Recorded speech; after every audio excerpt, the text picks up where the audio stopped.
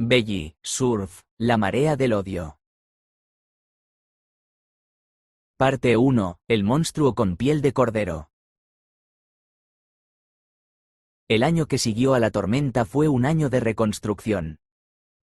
Daniel, ahora con 10 años, vivía con sus abuelos maternos. Su mundo se había expandido más allá de las 4 paredes de una casa silenciosa. La casa de sus abuelos olía a pan recién hecho y a lavanda, era un tapiz de sonidos suaves y predecibles. El tic-tac del reloj de pie en el pasillo, el murmullo de la radio en la cocina, las risas de sus abuelos. Aquí, su ceguera no era una falla, era simplemente una característica. Le leían libros, describían las películas con una paciencia infinita y, lo más importante, le dejaban ser. La amistad con las 4 chicas se había fortalecido, transformándose de un pacto de verano a una hermandad inquebrantable. Valentina, Clara, Sofía y Lucía eran sus pilares. Hablaban por teléfono casi a diario y se veían todos los fines de semana. La piscina ya no era un lugar de miedo, sino un monumento a su victoria. El Belly Surf se había convertido en una leyenda privada, un recuerdo agridulce de un juego que les había costado casi todo pero que también les había unido para siempre. Daniel estaba sanando. La soledad se había convertido en un eco lejano. Pero los monstruos rara vez desaparecen para siempre. A veces, solo se retiran a las sombras para curar sus heridas y planear su regreso. La noticia llegó a través de una llamada tensa de los servicios sociales a sus abuelos. Julio había salido de prisión. Buen comportamiento, dijeron. Rehabilitación. Había cumplido una sentencia reducida, había asistido a todas las clases de control de la ira, había convencido a todos los psicólogos de que el incidente de la piscina fue un brote psicótico aislado, un error terrible de un padre bajo un estrés insoportable. Julio quería ver a su hijo. El encuentro fue en un parque neutral, con una supervisora presente. Daniel se aferró a la mano de su abuelo mientras su padre se acercaba. Este Julio era diferente. No había tensión en sus hombros. Su voz era suave, casi rota por el remordimiento. Olía a jabón y a una colonia barata, un intento de oler a limpio, a nuevo. Daniel, dijo, y la palabra sonó como una súplica. Hijo, lo siento tanto. No hay día que no me arrepienta de lo que hice. Estaba enfermo, Daniel. Estaba lleno de un veneno que no entendía. Pero he cambiado. La prisión me ha ayudado. Quiero recuperarte. Quiero ser el padre que te mereces. Era una actuación magistral. Daniel, con su oído afinado para la falsedad, notó algo extraño. La cadencia era demasiado perfecta. Las pausas, demasiado calculadas. No sonaba como un hombre arrepentido. Sonaba como un hombre que había ensayado un guión. A pesar de las dudas de los abuelos y la oposición frontal de las 4 chicas, que se enteraron esa misma tarde, el sistema legal, ansioso por creer en la redención, le concedió a Julio visitas supervisadas. Y luego, visitas sin supervisar. Julio jugó su papel a la perfección. Era amable, paciente.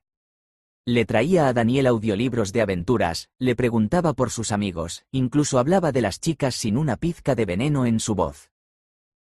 Me equivoqué con ellas, Daniel, dijo un día, con una sinceridad escalofriante. Eran buenas amigas. Yo era el que estaba equivocado. Pero bajo la piel de cordero, el lobo no solo seguía vivo, sino que había evolucionado. Ya no era una bestia de ira ciega. Ahora era un depredador paciente, estratégico. Y no estaba solo. Unas semanas después de que comenzaran las visitas, Julio apareció con otro hombre. Se presentó como Aurelio, un viejo amigo del alma, que le había apoyado en sus peores momentos. Aurelio era un hombre corpulento, con una sonrisa fácil que no llegaba a sus ojos fríos y pequeños. A su lado, había un chico. Daniel, quiero que conozcas a alguien, dijo Julio con un entusiasmo forzado. Este es Martín, el hijo de Aurelio. Tiene 13 años. He pensado que ya es hora de que tengas un amigo. Un compañero de juegos. Daniel sintió una presencia frente a él. La analizó con sus sentidos. El chico, Martín, olía a césped y a sudor limpio. Respiraba de forma tranquila y profunda. Cuando habló, su voz fue una sorpresa. Era aguda, casi musical, pero tenía un timbre firme, sin vacilaciones. Hola, Daniel, dijo. Daniel extendió una mano vacilante. La mano de Martín que la estrechó era fuerte, con callos en los dedos. Julio y Aurelio observaban, sus rostros una máscara de aprobación paternal. Para ellos, la escena era perfecta. Dos chicos. Normal. El antídoto para la influencia femenina que tanto temían. Lo que Daniel no sabía era que esto era el comienzo de su nueva tortura. Julio le obligó a pasar tiempo con Martín. Para que socialices, decía. Para que aprendas cosas de chicos. El primer mes fue un infierno silencioso. Daniel odiaba la situación. Odiaba a este chico impuesto, a este recordatorio andante de la agenda de su padre. Martín era increíblemente fuerte. Podían estar jugando con una pelota y Martín la lanzaba con una fuerza que asustaba. Era juguetón, siempre proponiendo carreras o luchas de pulgares, pero había una tristeza oculta en él, una resignación que Daniel reconocía. Y luego estaba su físico. Un día, sin querer, Daniel tropezó y apoyó la mano en el estómago de Martín para no caer. Se quedó helado. A través de la camiseta, sintió unos abdominales que eran como adoquines. Eran redondos, definidos y duros como la piedra. La sensación fue tan inesperada, tan familiar en su rigidez, que Daniel retiró la mano como si se hubiera quemado. Le recordó a la fuerza contenida del vientre de Valentina durante el belly surf, pero magnificada, más densa. La sensación le perturbó y le atrajo a partes iguales. Era un eco de un anhelo que había enterrado profundamente. Poco a poco, la hostilidad de Daniel comenzó a erosionarse. Martín no era como su padre. Era amable. Cuando Daniel describía algo, Martín escuchaba de verdad. Y lo más importante, Martín odiaba a Julio y a Aurelio tanto como él, aunque lo ocultaba mejor.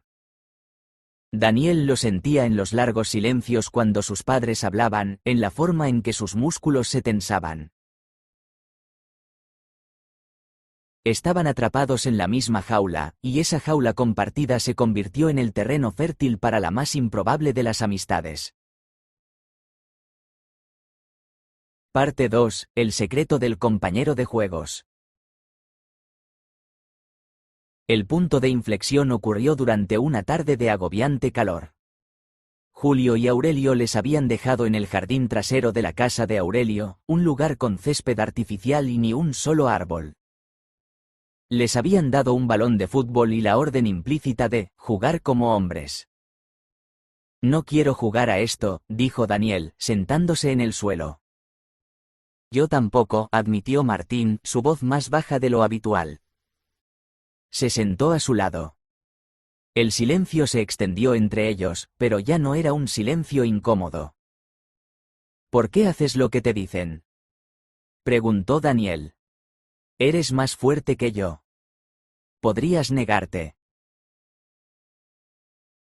Martín tardó mucho en responder.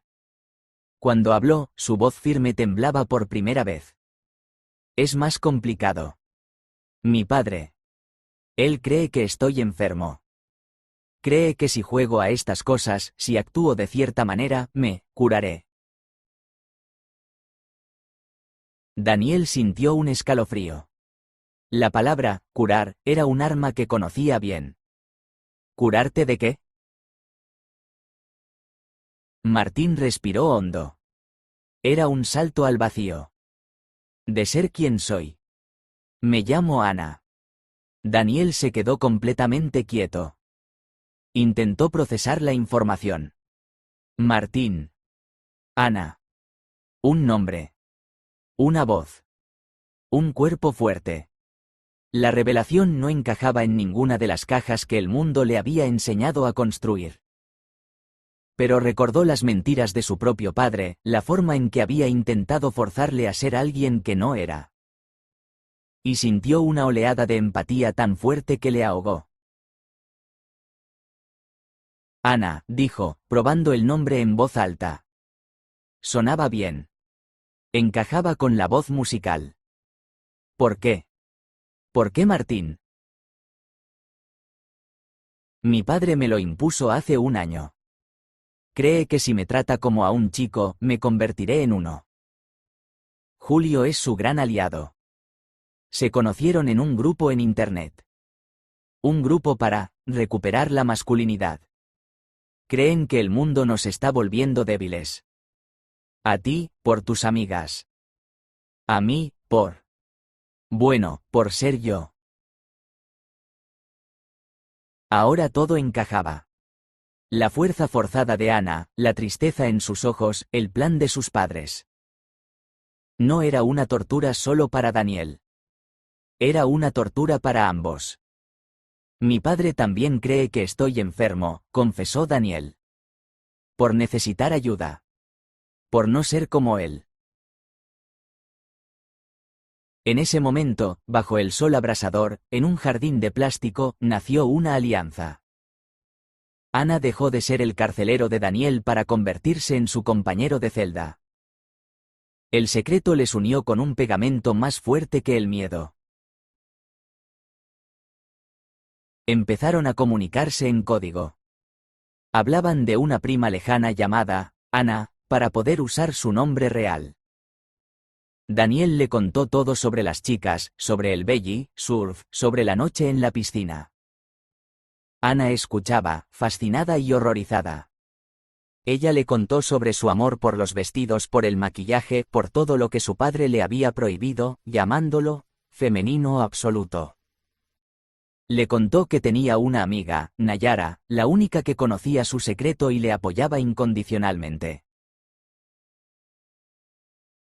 Las chicas, por supuesto, fueron informadas. Daniel se lo contó en una reunión secreta en la casa del árbol. La reacción fue instantánea y unánime.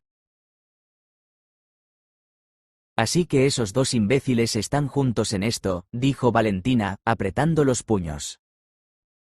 Por supuesto. El club de los padres monstruosos. Pobre Ana, susurró Clara con los ojos llenos de lágrimas. Nadie debería pasar por eso.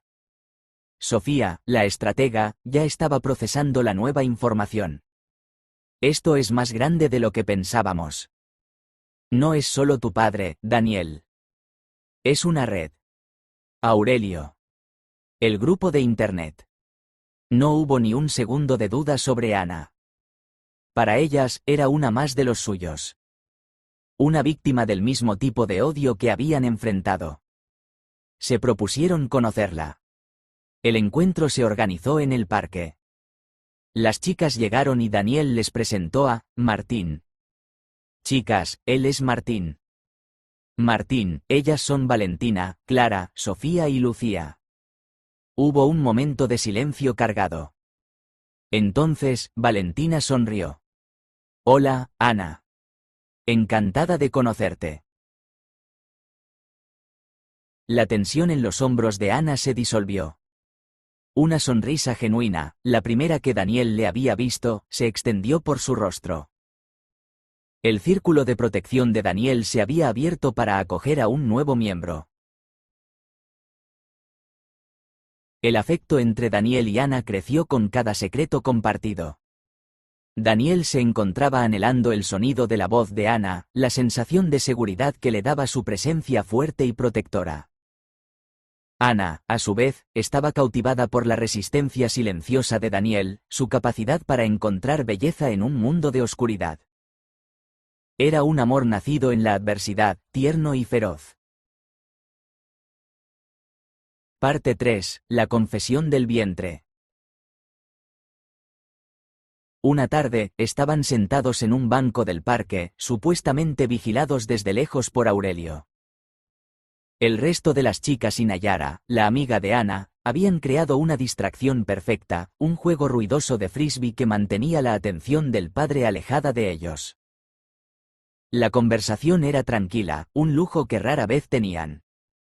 Daniel, sintiéndose más seguro que nunca, decidió compartir su secreto más profundo, la pieza final del rompecabezas de su ser. Ana, empezó, su voz apenas un susurro. ¿Recuerdas que te conté lo del belly surf? Claro. Tumbado sobre tus amigas en la piscina. Sí. Había algo. Algo en la sensación. Especialmente con Valentina.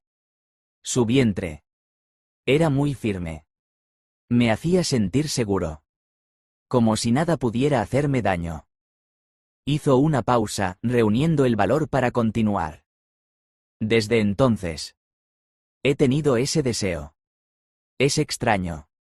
Un deseo por los vientres rígidos. Duros. Como el tuyo.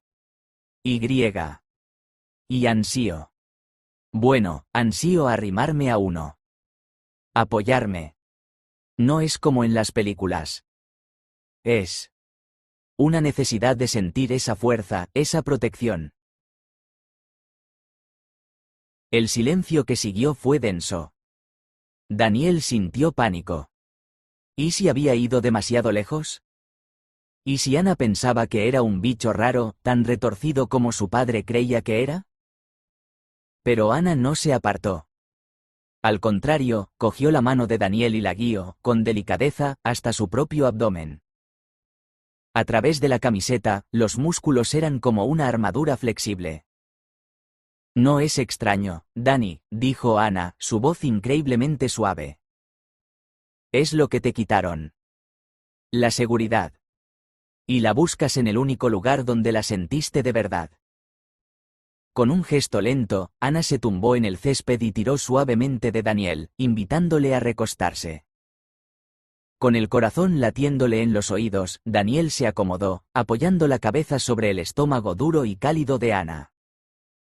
Era 1000 veces más intenso que el recuerdo.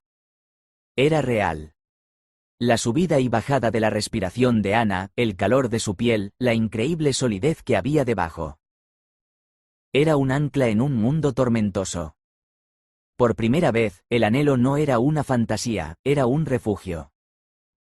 Las lágrimas brotaron de los ojos de Daniel, silenciosas y liberadoras.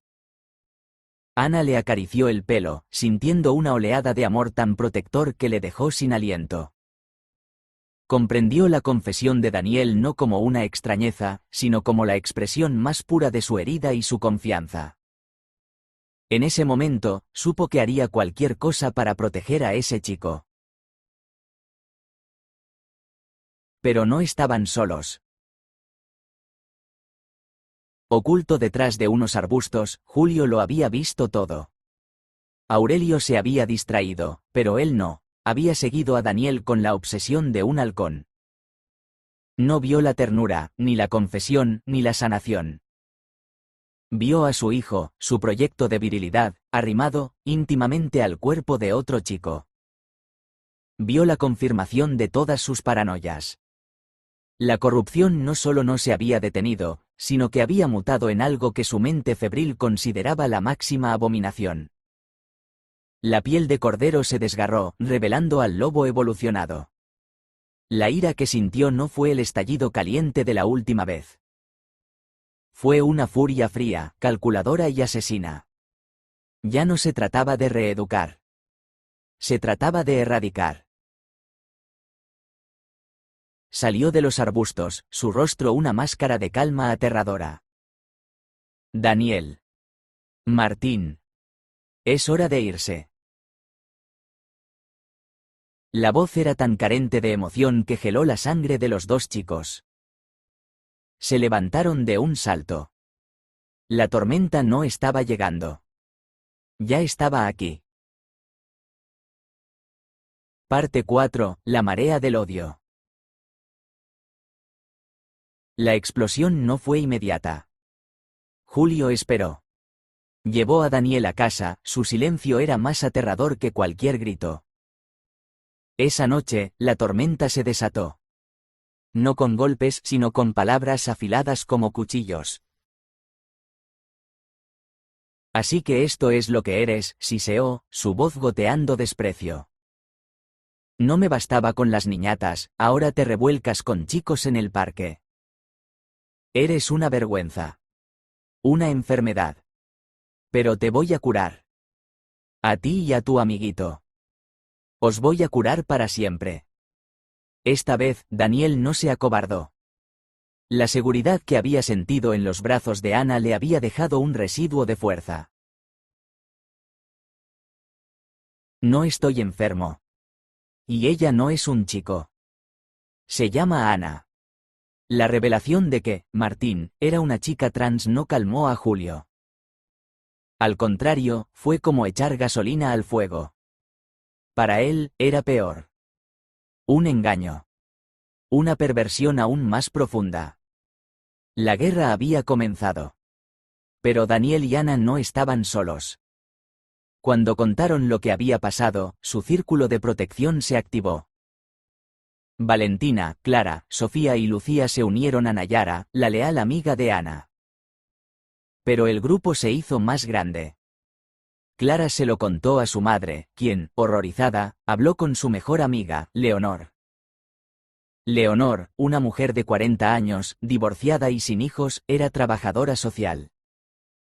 Escuchó la historia completa, desde el primer belly surf hasta la confesión en el parque, con una creciente alarma profesional.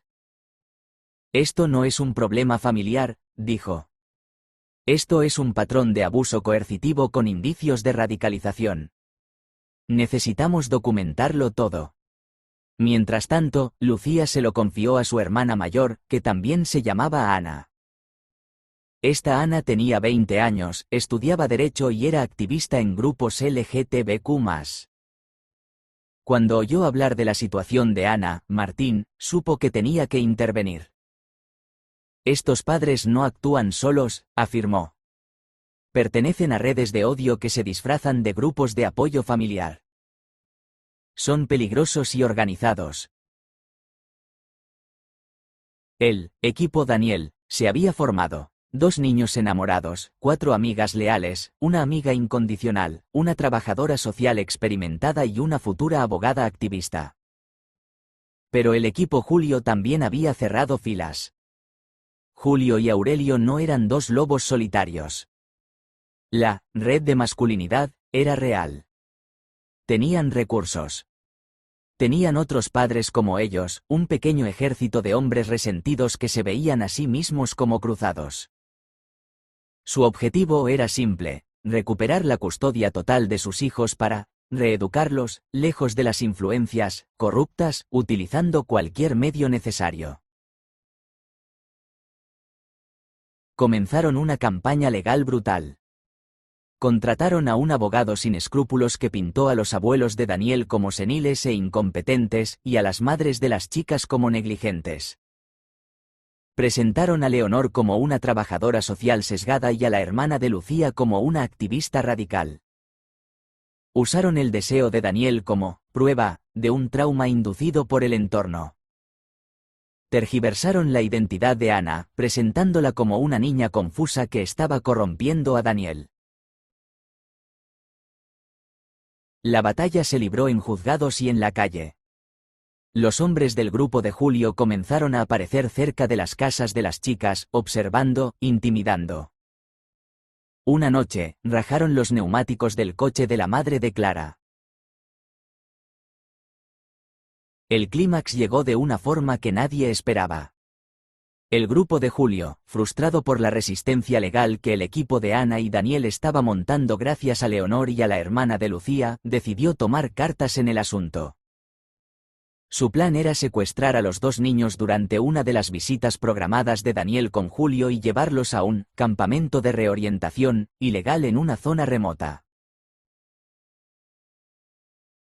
Pero Sofía, siempre la estratega, había anticipado un movimiento desesperado. Con la ayuda de la otra Ana, habían colocado un pequeño rastreador GPS en la mochila de Daniel. El día del secuestro, todo sucedió muy rápido. Julio recogió a Daniel. Aurelio y Ana, Martín, ya estaban en el coche. Pero en lugar de ir al parque, el coche tomó la autopista. Leonor, que estaba monitorizando el GPS, dio la alarma. Se están desviando. Se lo llevan. Lo que Julio y Aurelio no sabían era que no estaban siendo seguidos solo por el GPS. Valentina, Clara y Lucía iban en el coche de la madre de Valentina, manteniéndose a una distancia prudente. Nayara y la hermana de Lucía iban en otro coche.